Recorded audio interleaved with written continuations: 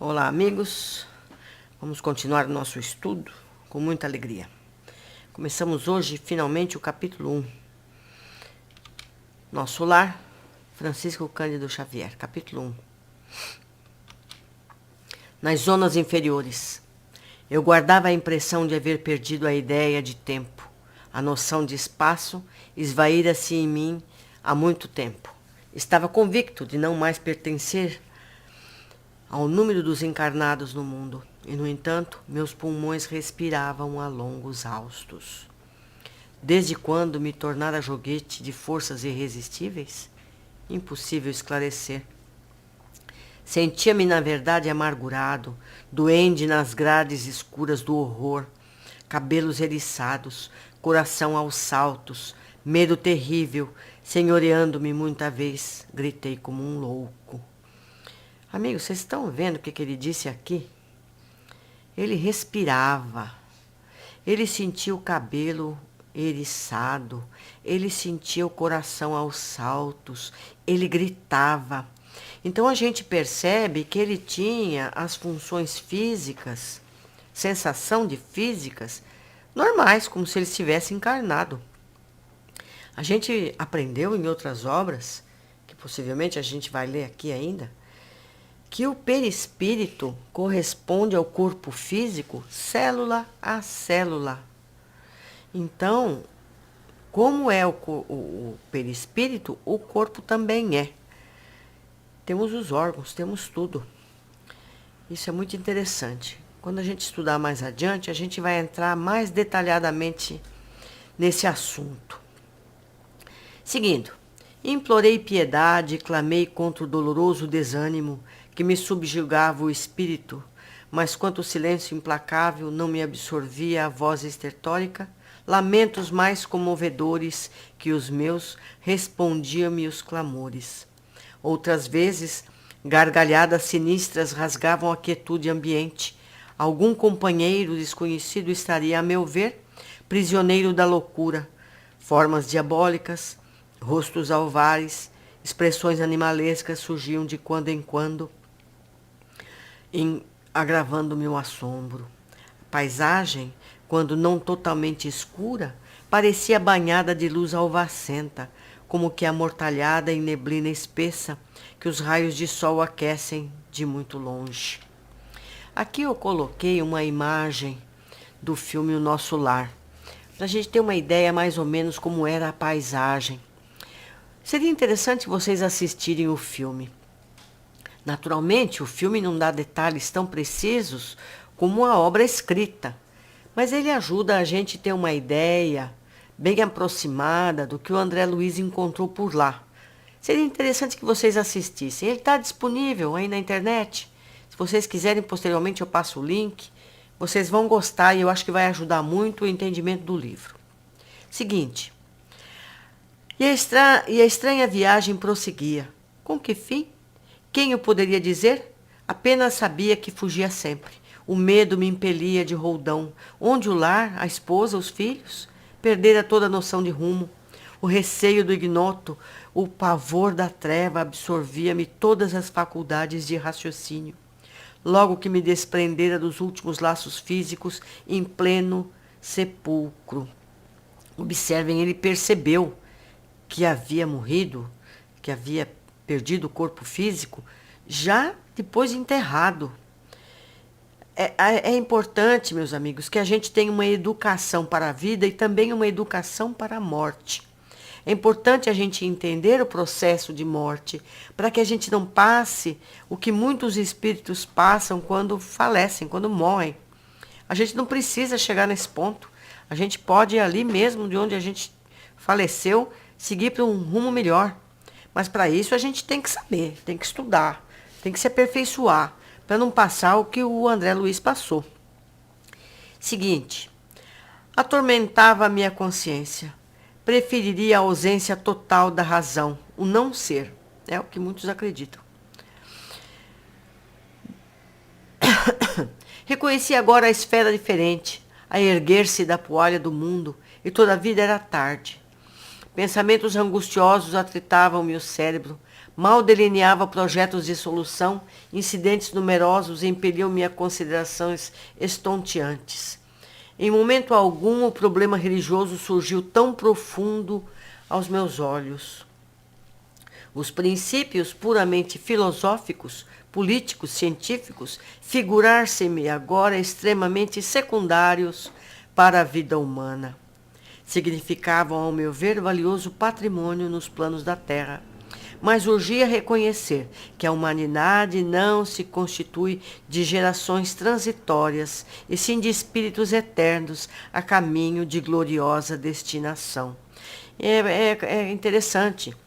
As religiões, em geral, não preparam a gente para esse momento, para essa situação. Entendeu? As religiões têm muitas filosofias, muitas proibições, muitas fantasias, que na verdade não nos preparam para esse momento. A gente tem que se espiritualizar mais. Continuando. Verificava que alguma coisa permanece acima de toda cogitação meramente intelectual.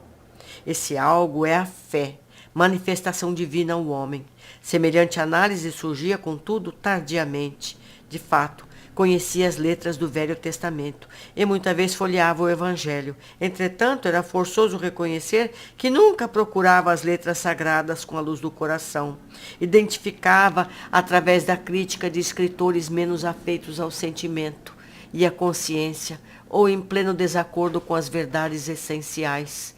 Noutras ocasiões, interpretava-as com o sacerdócio organizado, sem sair jamais do círculo de contradições onde estacionara voluntariamente.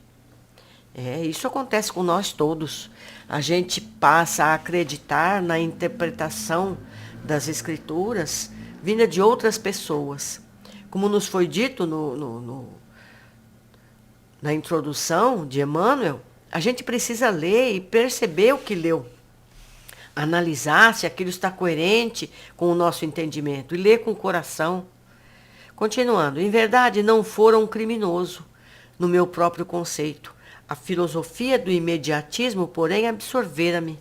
A existência terrestre que a morte transforma não fora assinalada em lances diferentes da craveira comum. Filho de pais excessivamente generosos, conquistara meus títulos universitários sem maior sacrifício, compartilhava os vícios da mocidade do meu tempo, organizara um lar, conseguira filhos, perseguira situações estáveis que garantiam a tranquilidade econômica do meu grupo familiar, mas examinando atentamente a mim mesmo, logo fazia experimentar a noção de tempo perdido, com a silenciosa acusação da consciência.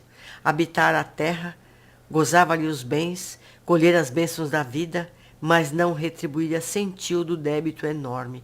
Todos nós, né, queridos? Todos nós fazemos isso. A gente vive aquela vida comum, vai para o trabalho, vem para casa, vai ao cinema no fim de semana, tem os filhos, briga com os filhos, lê eventualmente uma página, vai a uma reunião religiosa, mas não sai disso. Nós precisamos nos dedicar à vida cristã de uma forma mais intensa. A gente tem que exercer aquilo que a gente lê, que a gente estuda, e deve praticar tudo isso. Não adianta só a letra. Ele é só o André. Ele fazia tudo isso. E olha a situação que ele se viu.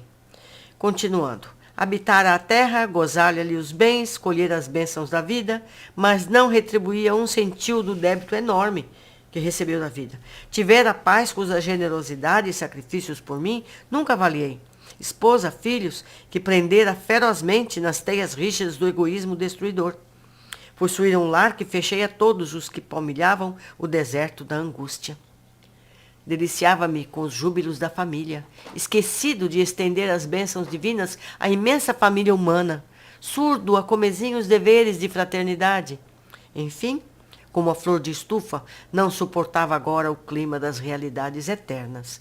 Não desenvolvera os germes divinos que o Senhor da vida colocara em minha alma.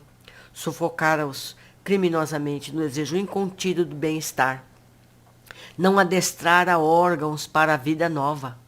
Era justo, pois, que aí despertasse a maneira de aleijado, que, restituído ao rio infinito da eternidade, não pudesse acompanhar senão compulsoriamente a carreira incessante das águas, ou como um mendigo infeliz, que, exausto em pleno deserto, perambula à mercê de impetuosos tufões. Ó amigos da terra, quantos de vós podereis evitar o caminho de amargura com o preparo dos campos interiores do coração? Acendei vossas luzes antes de atravessar a grande sombra. Buscai a verdade antes que a verdade vos surpreenda. Suai agora para não suares depois. Meus amigos, eles nos alertam bem para a situação. Entendeu? Que tipo de vida nós estamos levando? Estamos levando uma vidinha comum, aquela básica, que todo mundo acha comum? E a prática? Não adianta você ler um livro, tomar um passe. Isso não resolve nada. Ou melhor, resolve pouco. Nós precisamos ser aquilo que a gente aprende que deve ser. A gente deve ser fraterno, a gente deve ajudar as pessoas que procuram por nossa ajuda. A nossa tendência é sempre perguntar para o outro lado do cérebro, será que eu devo ajudar essa pessoa? Será que ela vai me trair? Será que ela vai me agradecer depois? Nada disso interessa. Quando a gente faz o bem, quem é o primeiro a ter a vantagem disso somos nós mesmos. Então vamos nos preparar melhor.